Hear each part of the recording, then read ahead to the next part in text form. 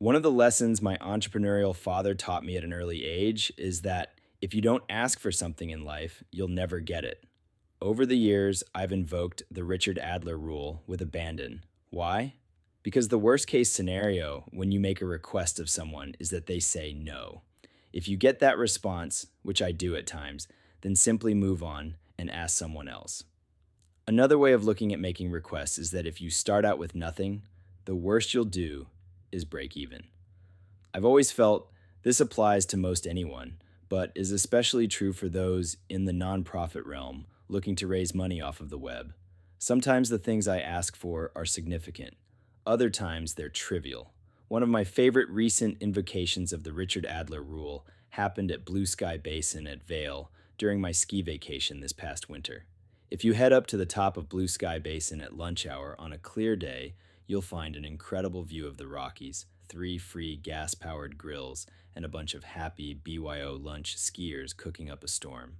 After an incredible morning on the mountain, we got up there to find they were sold out of sandwiches in the lodge, so despite a slight roll of the eyes from my girlfriend who has seen this show before, I started asking fellow skiers for leftover grillable items. Thanks to a kind fellow who brought a few extras, one man's to be trash became our treasure. We sure did enjoy those 2 perfectly cooked hot dogs. However, I'm also a big believer in paying it forward. You can't just take.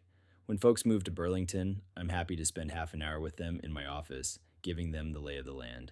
At the end of the conversation, I'll hand them a sticky note with the names of companies they should check out that could be a good fit for their skill set. The list will often include names of people they might want to grab lunch with because that person might be the person or know the person that could end up hiring them. The sticky note will always include who to call when their car breaks down. Darren Smith, 802-660-3111. That's a number I've long since memorized, which is a sign that I've followed another Richard Adler rule of buying reliable used vehicles and then driving them into the ground. If time is money and I'm the president of a growing business, then some might ask why I'm spending so much of it on things that may not appear to be directly related to it. Lawrence Miller, our former peer-to-peer advisor, and the current commissioner of the Department of Economic Development for the state of Vermont, told me that CEOs should spend 10% of their time in public-facing roles outside of the office. Having taken his advice to heart, I'm honored to serve on the board of 4 great organizations: Spectrum Youth and Family Services, GBIC, Greater Burlington Industrial Corp., the Vermont Business Roundtable, and Vermont Public Radio. While I hope that my contribution as a board member helps these organizations serve their mission, I know that my role with them has helped me be a better leader of my company. One of the privileges of being on a board is that you get full access to the inner workings of that particular organization. I've learned a lot watching how the management teams and my fellow board members address the challenges facing each organization. Since I'm a firm believer that imitation is the greatest form of flattery, I hope they don't mind if I've borrowed a few of the lessons I've picked up and applied them at Union Street Media. One recent example came this past week at the Vermont Public Radio Board meeting. The past couple months have been a challenging time for public radio. A resolution recently passed the U.S. House of Representatives to entirely defund the Corporation for Public Broadcasting, which is responsible for a sizable percentage of the Vermont public radio budget. During a discussion about our development strategies, one board member said, "If you're looking for advice, ask for money. If you're looking for money, ask for advice."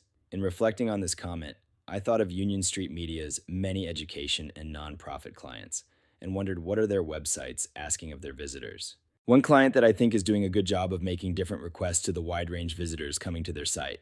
Spectrum. Check it out. On every page of the site, they're asking, "Need help?" to the at-risk teen population they serve. They're asking for participation in the upcoming clothes exchange, of which Spectrum is this year's beneficiary. There is a link in the navigation asking for visitors to volunteer or submit their resume for employment. Finally, of course, in the upper right-hand corner of every page is a call to action to donate.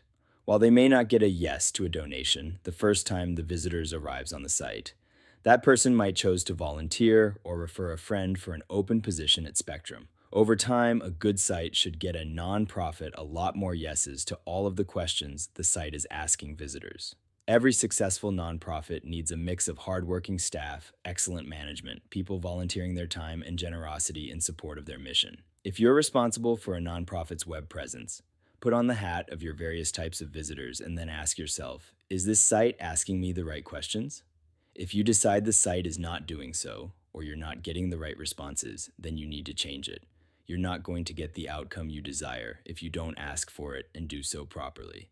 And maybe even before you ask it, I'm happy to answer the question of what web developer can help you solve this problem.